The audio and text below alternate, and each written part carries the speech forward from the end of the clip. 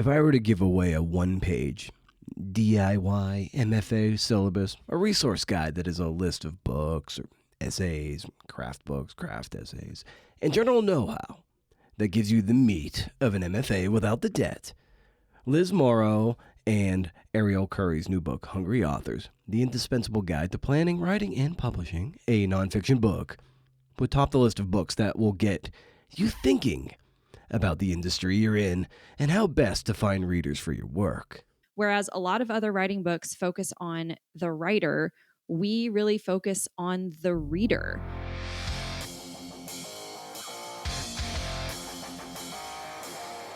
Hey, CNFers is the Creative Nonfiction Podcast, the show where I speak to badass people about the craft of telling true stories. With apologies, I'm Brendan O'Mara.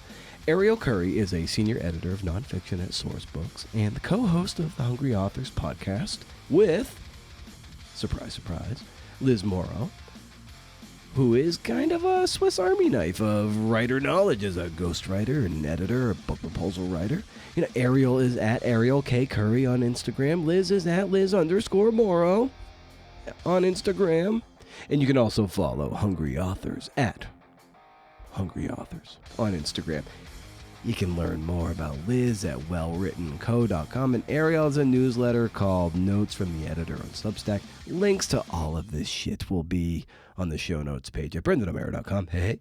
So this way you don't have to scribble all this shit down and remember it in that big nerdy brain of yours. How are you?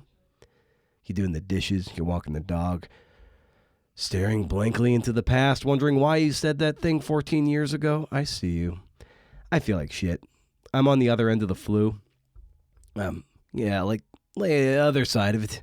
The downhill skiing part where things don't hurt as much, but the nose is running. I'm constantly stuffy.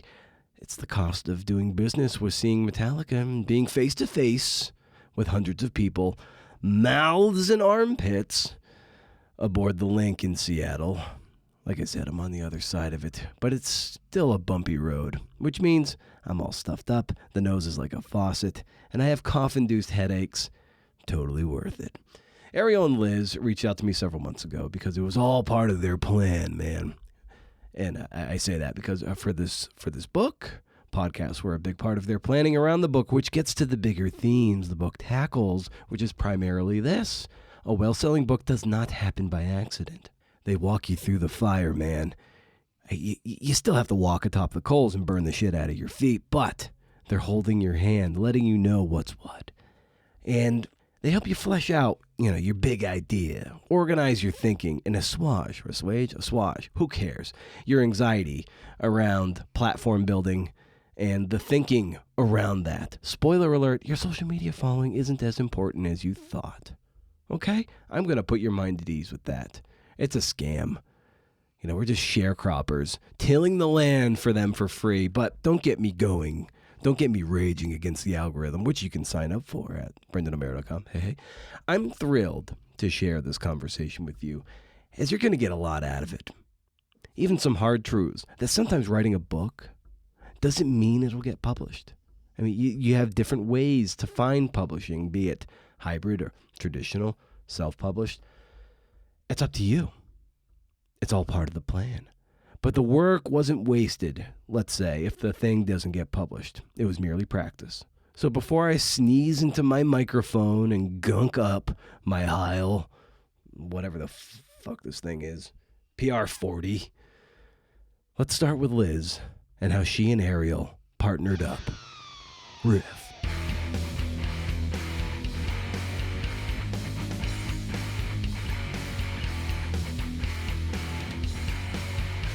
Ariel, I feel like we're an old married couple at this point because I always wonder, you want to tell it or should I? know. Right. So true. Why don't you go ahead, Liz? I like your version. Okay. It all started about 3 years ago. Around 3 years ago, a little over 3 years ago, I was getting ready to go completely freelance. I'd been working with a good friend, mentor of mine, who's a traditionally published author. And I was about to have my daughter, so that just was a good time for me to go out on my own and start freelance writing, start my own business. And Ariel was doing something similar. She had been working at a traditional publisher for close to 10 years and was also going out on her own in the wide, wide world of freelancing as an editor. And we connected just through, the internet. She'd just done some contract stuff for the agency I'd kind of worked with. And I started following her on Instagram, found out she was going freelance as well, and basically just reached out on like Voxer or something and was like, hey, I'm going freelance too. Like, do you want to be freelance friends? Because like I didn't know anyone in my life who did that, no, none of my like real life friends were writers or owned their own business. And, I just didn't have anybody to talk to about pricing and contracts and how to find clients and, how do I make connections? And so Ariel and I started bonding over that and formed a little mastermind together. We ended up inviting two of our other new freelance friends that we kind of made along the way. So we were meeting pretty regularly, talk about our business and everything that was going on. And then it came out through our mutual friend Kent that we both had been thinking about writing this book, basically about how to write a book. We both work in nonfiction. And I had both separately mentioned to our good friend Kent that we wanted to write this book. And then eventually Kent went like, y'all should talk to each other. You both told me that you want to write this book. It sounds like the same book. So then, so we did. So we started talking about the book. We thought it would be super fun to write together. We help people write nonfiction books and love it, but we can't help everybody, obviously. And we wanted to help more people at scale and felt like we had some opinions and some expertise that weren't being talked about, quite frankly, as much as we wished that it was. And so we decided to write a book on it. Our original plan was actually to just hybrid publish because we wanted it out. We wanted it quick. We wanted a lot of control over it. And after we'd mapped out the whole thing and we're about to start, Ariel was like, we write book proposals for a living and work in traditional publishing. Why don't we just shoot our shot and see if we can't sell it and get an agent? And so we were like, I was like, okay, let's try. And a few months later, we got an agent. We did end up finding a publisher who wanted it. And, I guess the rest is history. And then we went and did it. But that's sort of the backstory of our connection and how the book came to be. When you're talking about, or you're looking to address things that people weren't talking about when it comes to writing nonfiction books, and maybe Ariel, you can run with this, is, what were some of those things that people weren't talking about that you felt like your book would fill that hole in the shelf? The biggest thing that we noticed was just this pervasive negativity throughout the whole industry, especially when it comes to traditional publishing. I mean, the narrative around getting traditionally published is so discouraging. And, to some extent, like, we get it. It is not easy. You do have to deal with a lot of rejection. We certainly dealt with a lot of rejection in our own path, but we also saw lots of shining examples of authors who had little to no social media platform and who were still being published by reputable, amazing, even big 5 publishers. And we were like, okay, clearly there is a trick to this. Like, clearly there is something that allows some authors to get the book deals that everyone dreams about getting. To Ariel's point, I can attest to this. I have very little by way of social media following. My newsletter audience is modest in size. I have a few thousand podcast subscribers. Thank you for that. But it is by no means what you would call a robust platform tally. But by extension of having spoken with more than 400 people on the podcast, I have a big network through which to draw from. And I suspect that is what has made me at least mildly attractive. So all this is to say, like Ariel is saying, is that platform is so much more than social media metrics. And I hope that's the big takeaway here. And if we could kind of crack that code and at least give people, some ways to improve their writing, their ideas, their pitches, so that they could be set up for greater success, even regardless of how they end up publishing. That's what we really wanted to offer to our authors and to any of our readers, because we just saw that time and time again, people that you on paper didn't look like, they didn't have 100,000 followers on Instagram. They didn't have, millions of followers on Twitter. They didn't have giant Substack newsletters. They were still getting great book deals and creating great books with great publishers. And we were like, all right, there is a path to this. And we want to offer that hope and optimism to people. And we really saw that the secret is what we call the hungry author's mindset, which is the gumption to go for it and the willingness to work hard and refine your ideas to, put everything you have into coming up with the absolute best plan for success for your book. And what might surprise some people is that that doesn't always include traditional publishing. And we talk about that too, but sometimes the best path might actually be self-publishing, and we guide people through, how to make that decision. But ultimately, we wanted people to think smarter about their writing and publishing journey. Yeah, early in the book, you cite an author, her name's Brittany, who didn't have like a particularly grand platform that we would typically identify, and yet she was able to really carve out a path for her book, which became, very, very successful and really glommed on to the readers she was looking to serve. Using her as a case study, what was so particular about her that worked? Well, a number of things. First of all, I was a little bit hesitant to take her on. She was one of my first clients that I helped alone, like outside of my mentor and the agency I'd been working with. And at that agency, most of my clients, our collective clients, had been pretty platformed individuals. They had decent sized audiences or a multi-million-dollar business. They didn't have a ton of trouble getting a book deal, had what most publishers look for on paper, right? So I had a lot of experience writing those books and, pitching and positioning them, but they had a lot of the pieces there.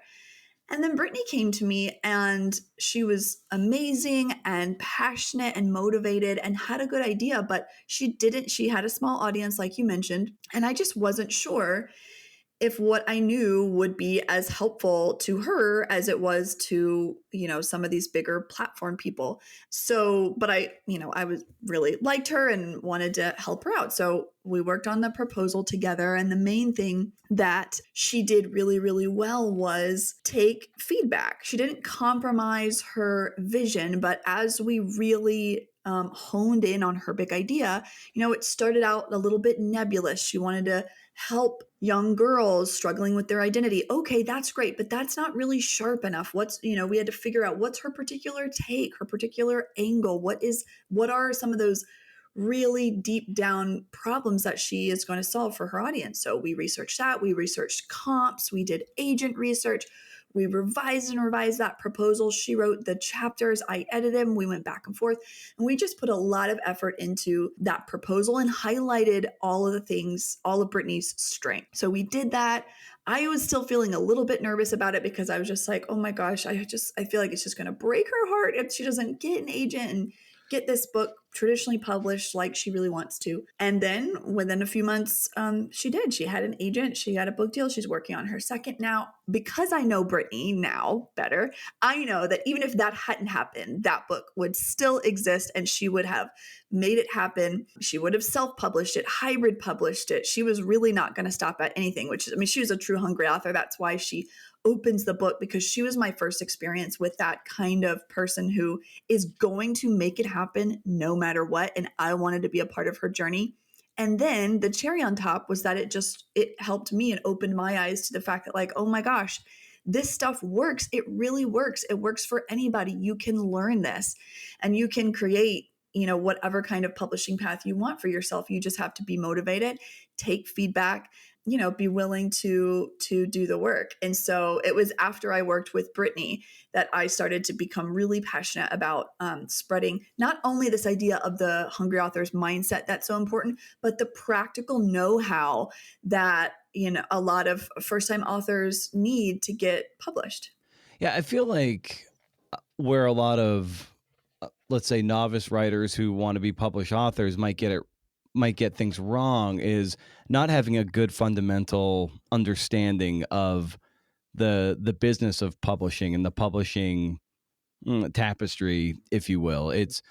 it's like you wouldn't open a restaurant without knowing all the little nooks and crannies of what goes into opening a restaurant and the business of it and the marketing of it and all that kind of stuff, menu plan, whatever it is.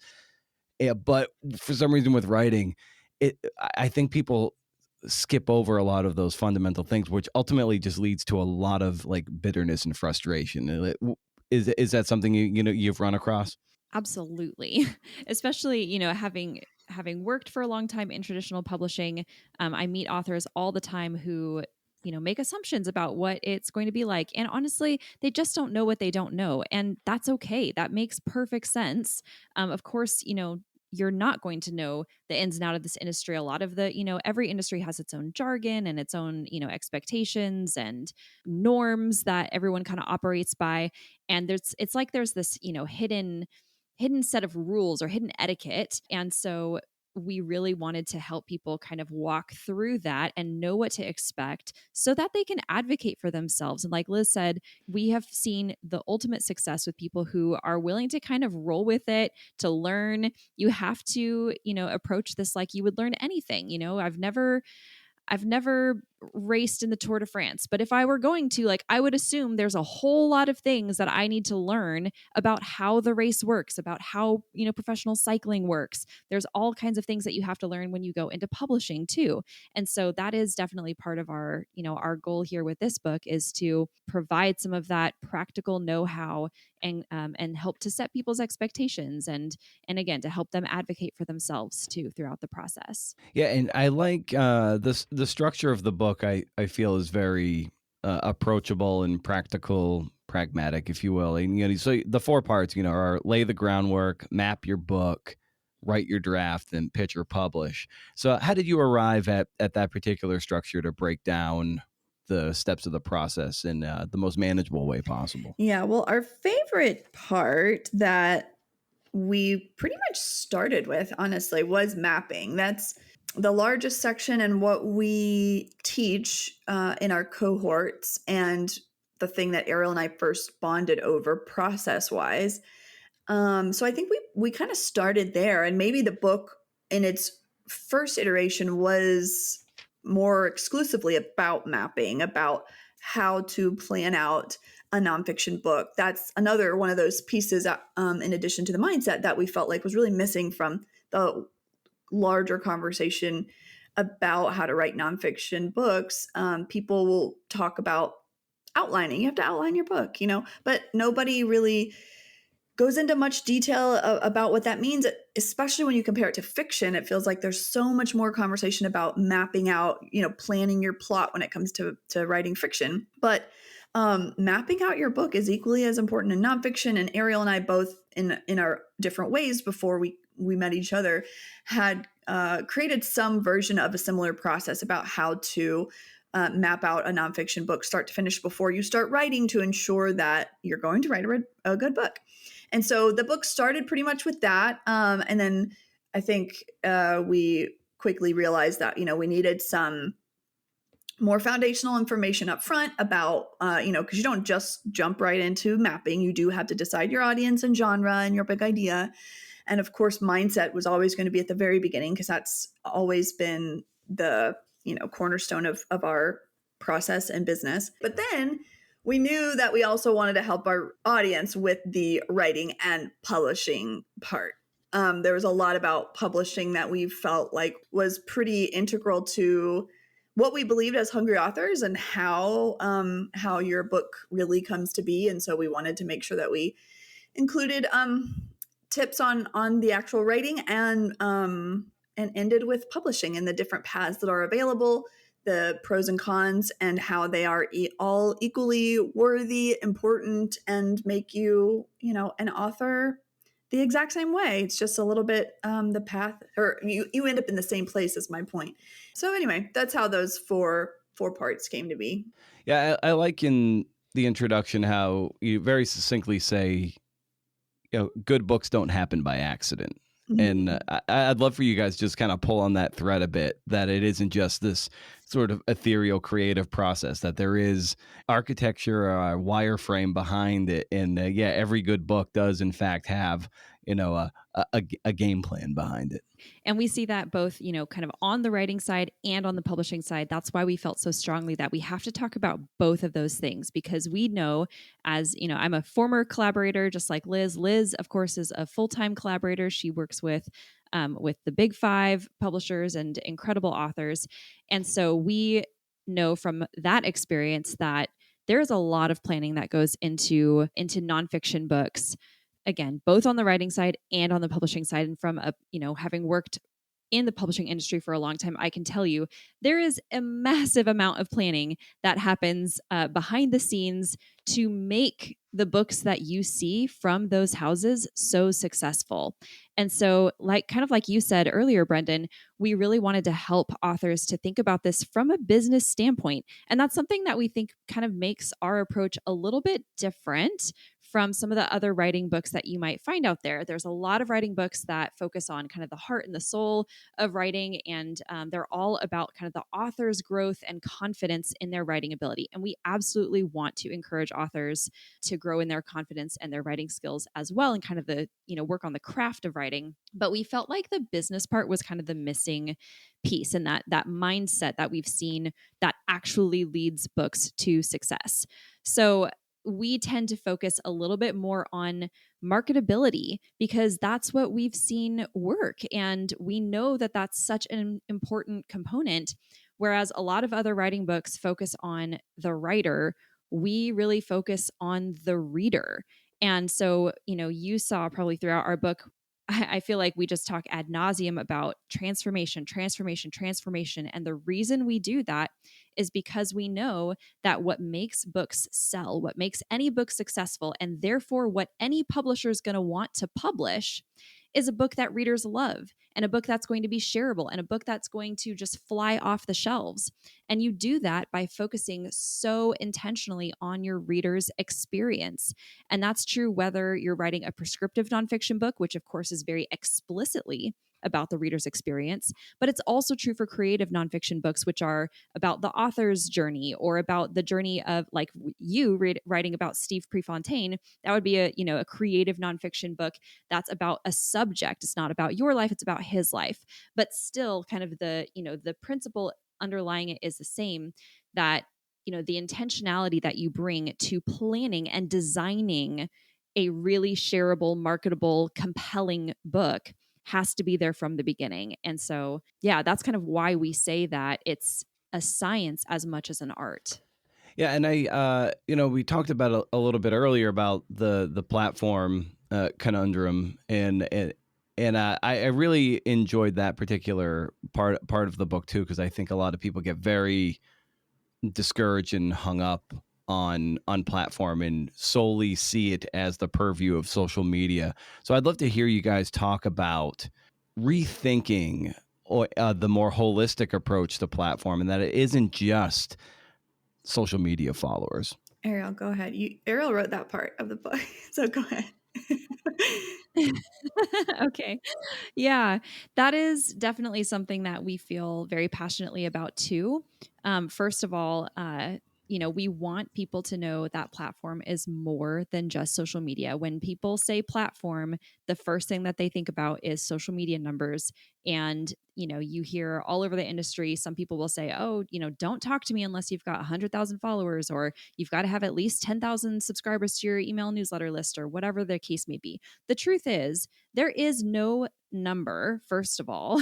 We have to keep that in mind. There's no magic number. If you talk to, different people in the industry, they're all going to give you a different number. And platform is more than just social media. It encompasses your email newsletter list and your social media profiles, and your website and the organic traffic that you get there. And it includes any organizations you're part of, the people that you know in your network. So that was something that we felt like, our platform personally, our social media subscribers are small still. But we are connected to a lot of other people who have much bigger platforms than we do. And we knew that we could leverage their platforms as well as our own. So there's a lot of different things about platform, and we wanted to help people kind of understand platform in a much more holistic way. The other pieces about that is, platform expectations really differ by genre. So if you're a prescriptive nonfiction author, readers are going to expect that you come with a lot of credibility and that you are bringing a lot of experience to the table, maybe that you have certain credentials. Like if I want to read a book about skincare, I want to be learning about it from a dermatologist, not from someone who just was like, oh, I just made up this lotion and now I want to tell people about it, right? Depending on what you're writing about, the platform expectations might be higher or lower. If you're writing a memoir, you probably don't need a massive following because you just need a great story to have a great memoir. And then it also depends on the publisher that you're working with. If you're working with a big 5 publisher, then they may very well have larger platform expectations. Again, there's no one number. But if you're working with a smaller independent press or with an academic press, then the platform expectations are much, much lower. And so that might help an author decide what their publishing strategy is. Oh, I'm not going to go for big 5, but I'm going to go for, the smaller indies. I'm going to go for the more quirky publishers who take risks or, whatever. You can design your publishing journey in a lot of different ways, and platform is definitely something that you can play around with and think differently about. Yeah, I think embedded in a lot of what you're saying, what comes to mind is that authors, and especially those who are hungry, have some ambition and a real desire to get their stories out there for whatever audience they choose, is that there is more agency than maybe they give themselves credit for. Like the industry isn't happening unto them. Like you can actually bring your agency and bushwhack your own path through it and impart your own vision on the publishing industry instead of the other way around. Yeah, that's exactly right. That's at the heart of most things that we do, is that message that you have way more agency, you have way more power, choice,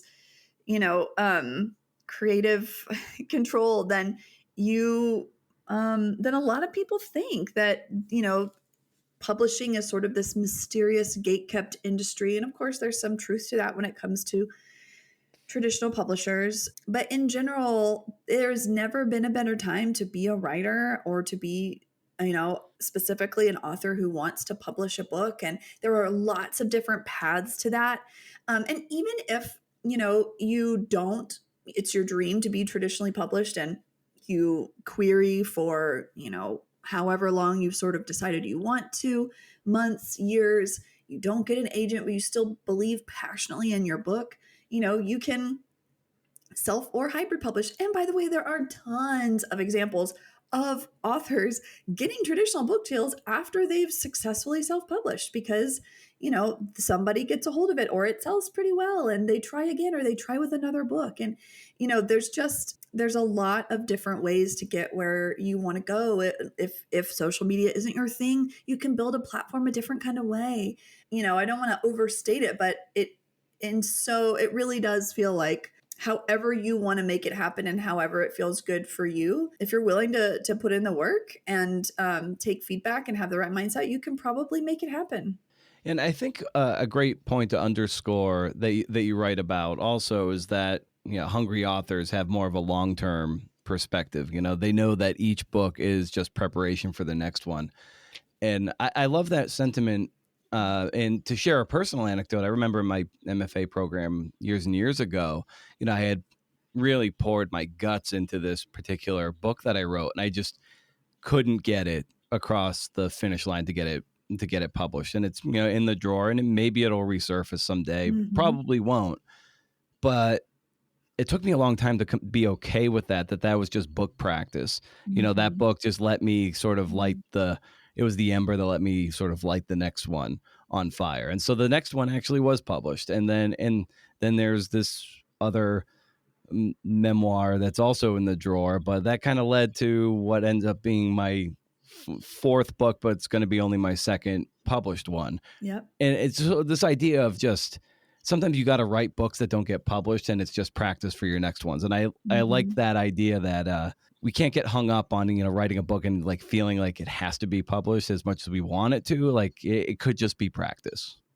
Yeah, exactly. And there's lots of examples too of people we know who they write they do get traditionally published, and then the very next book that they want to write, that they're really passionate about it, nobody wants it. So they have to decide if they're going to write it anyway and just self-publish it, or write it for themselves, or and then maybe they go off and they self-publish, or they hybrid publish a book, and then they try again for traditional if that's what they want, or they switch genres. It's like you said, if you have that sort of just innate belief in yourself and the right mindset that this is a long game and you have what it takes, there'll be no shortage of ideas. Every book is practice for the next one.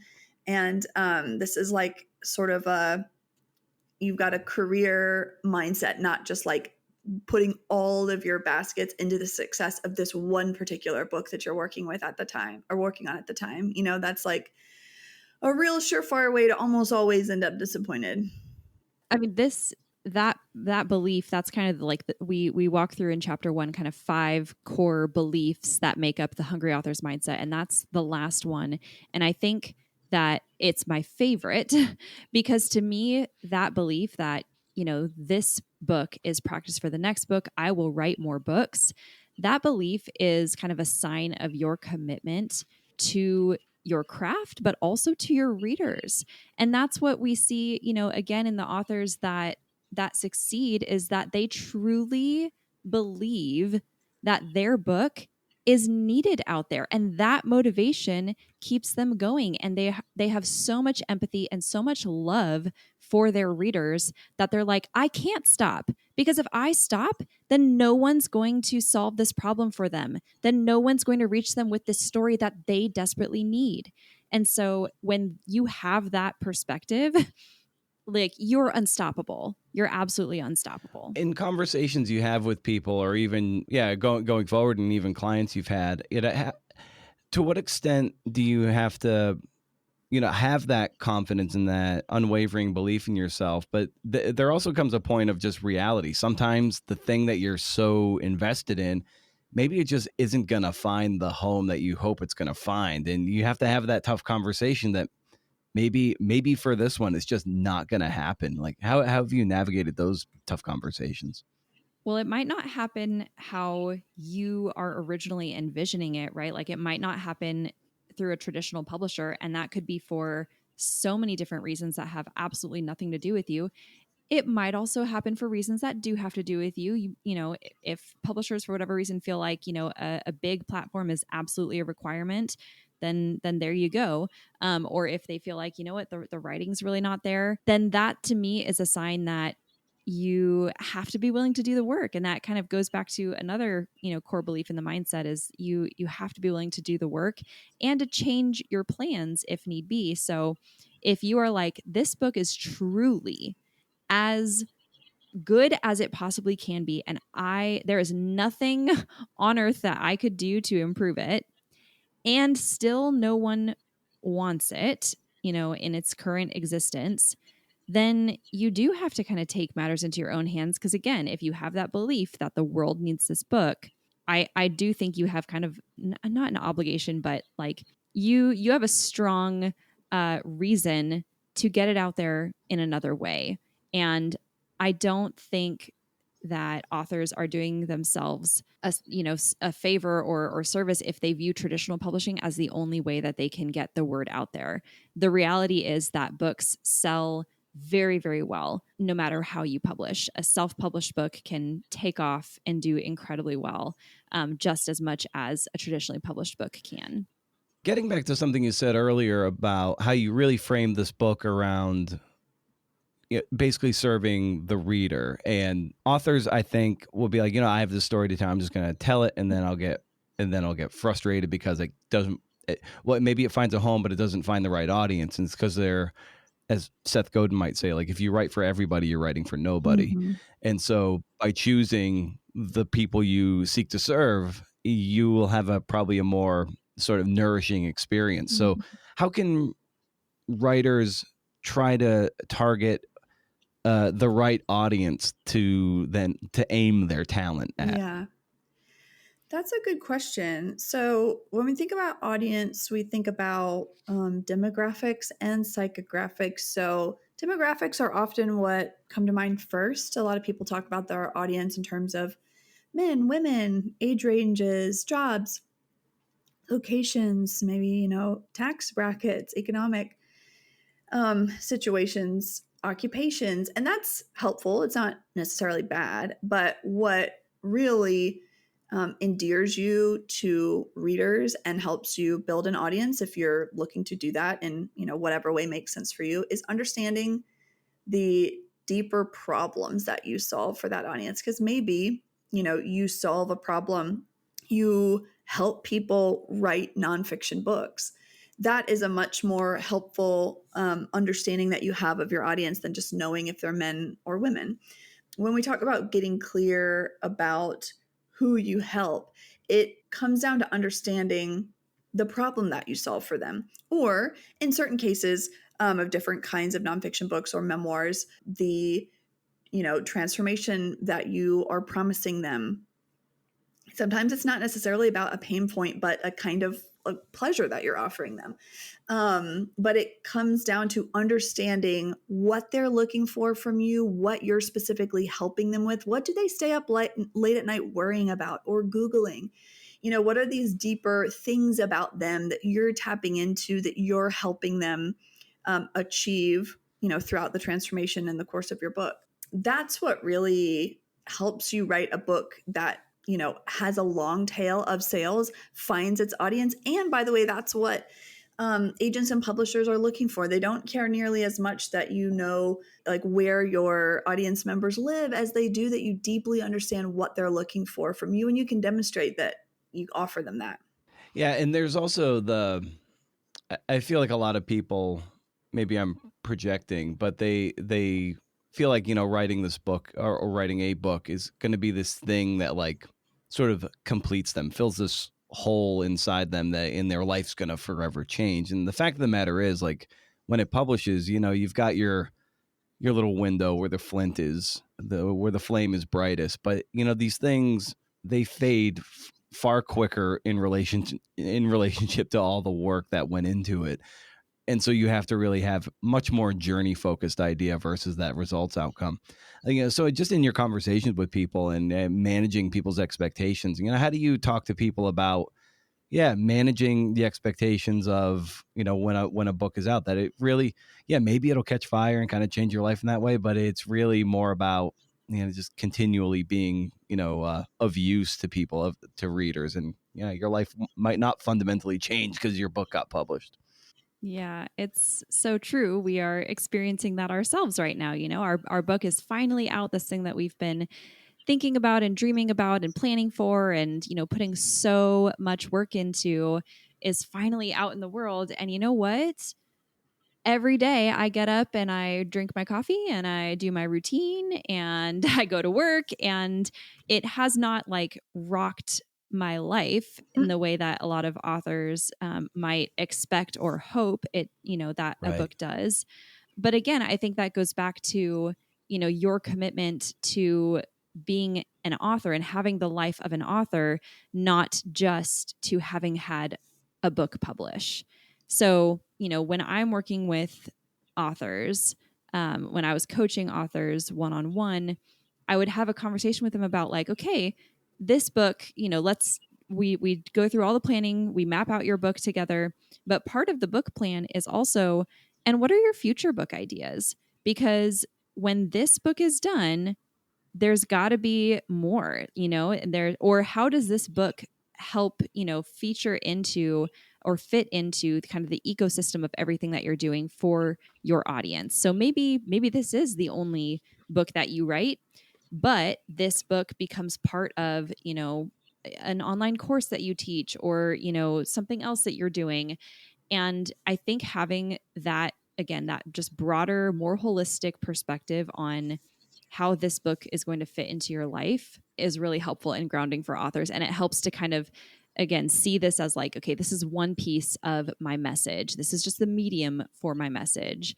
But I have to get that message out there in a lot of ways. And I think too, something I've thought about a lot recently is knowing what your goals are, certainly after you've written the book and you're launching it, but but even before, as you're deciding what this book is and how you're going to publish it, and like when you're deciding to publish, like if your goal is that you write the book exactly the way that you want to, and you make no compromises because you have a very clear creative vision, then hybrid or self-publishing might be a better path for you. And that is totally fine, as long as you understand your goal, and your goal is to write it exactly this way. And that means success for you. And it's totally, it's great to have sales goals or goals to get on certain podcasts or whatever. But a lot of that is out of your control. And so having goals more around how many pitches you send and the effort that you're going to put into it, and the amount of, just how you feel about it personally is just a better way to set yourself up for success, is understanding what your goals are and what success means to you in a way that that you have some more control over it, so you can be really happy with how it came out and your efforts, and then just let it be, because so much of it is going to be out of your control. Yeah, that's so true. And especially if you don't define what success means to you, then you just have this not nefarious, you have this very nebulous, goal line out there. Like the goalposts are always moving. If you don't have a target, it's like you're throwing darts at nothing, and then it just feels empty and listless. So it's maybe for you guys, like how have you framed that success mindset with respect to this book in particular? Well, because I am secretly kind of a competitive person and I work in the industry, I do have a number in mind, which I'm not sharing publicly, but I do want to see a certain number that would make me feel really good, and make me feel like, all of our hard work was it worked, and that the things that we did were successful. But honestly, the biggest success that I have seen, and what feels the best so far has just been the reviews. And I know a lot of authors are like, oh no, don't read your Mhm. reviews. I can't help it. I want to Mhm. know what people are saying because I need the validation. So, just to be totally honest, I want to hear what people are saying. And not everyone loves our book. Not everyone has rated it 5 stars, and that's okay. It's not for everyone. There are lots of other guides out there that might be a better fit for you. And we realize that our mindset, and the hungry author's mindset, is debatable. That's part of what makes it a good big idea. So, so we know that. But like this morning, I was tagged in a post on Substack, and it was from somebody who I don't know personally. Her name is Courtney. She read our book. She said she started listening to the podcast and she was just so inspired by the book that she wrote an entire Substack post, like, I don't know, probably 1,000, 1,500 words, about how hungry authors Wow. changed her life and inspired her to rethink how she was going to Mhm. publish her book, and inspired her to kind of go back to the drawing board, create a book map, and like rejuvenate her entire writing and Mhm. publishing experience. And I reading this, I was like, oh my gosh, like we did it. This is what we were trying to do. This is exactly what we Mhm. were trying to do. And we've, having that evidence that we've inspired someone is what makes it worth it for Yeah, me. and like we met a lovely woman at a book signing who drove down from Asheville. She was like an hour away, and she had come to hear us talk at the bookstore and get her book signed. But she came up to us and she's like, I've listened to every single podcast of yours, and then because of all that, I got a book deal and I'm just finishing up my first book. And literally the only money she had spent with us was buying our $25 book. Everything else that she'd accomplished, she did it with all of our podcast episodes and all the free stuff that we put out there. And she had just quietly been listening and consuming and working away. And then she'd written a book proposal and gotten a book deal, and she didn't have to tell us that, but she did, and we were so grateful. And it was just one of those things where I was like, oh my gosh, like there's just people out there who it's helping, and we're so grateful when we hear from them. And that makes it all worth it. That makes it so rewarding. Even people in my real life, like my son, one of my son's friends' moms, He's on his soccer team together. She came up to me and she brought her book to our soccer practice. And she was like, it's like kind of embarrassing. Not embarrassing. I'm really proud of our book, of course. It's just funny when like your professional life and your personal life kind of like collide in a way that you're not expecting. It's like, I've been saying it feels like when you're in high school and you like run into a teacher like in the grocery store and you're like, wait, what? This is like so out of context, you know? So I was like watching my friend, my friend, but mostly my son's friend's mom come up to me with her book, and she's like, 6 years ago I started writing a book, and then I just like completely died out because I didn't know what I was doing. And then you posted that you'd written a book about how to do it, so I bought it. Will you sign it for me? And I was like, yes. Oh my gosh. Like, so she said she was going to pick up her book project again. And it's stuff like that. It's like cheesy and cliche, but it really is like, that's why we do it. What's the hardest part for either of you to kind of walk the walk of a lot of the advice that you share in the book? That's a good question. I think for me, yeah, that is a really good question. I think for me, this has been the hardest part, the marketing and just like continuing to put ourselves out there, because it's and to me what makes it hard is like, oh my gosh, it's never enough. Like there's always more that we could be doing, and that feels really overwhelming to me.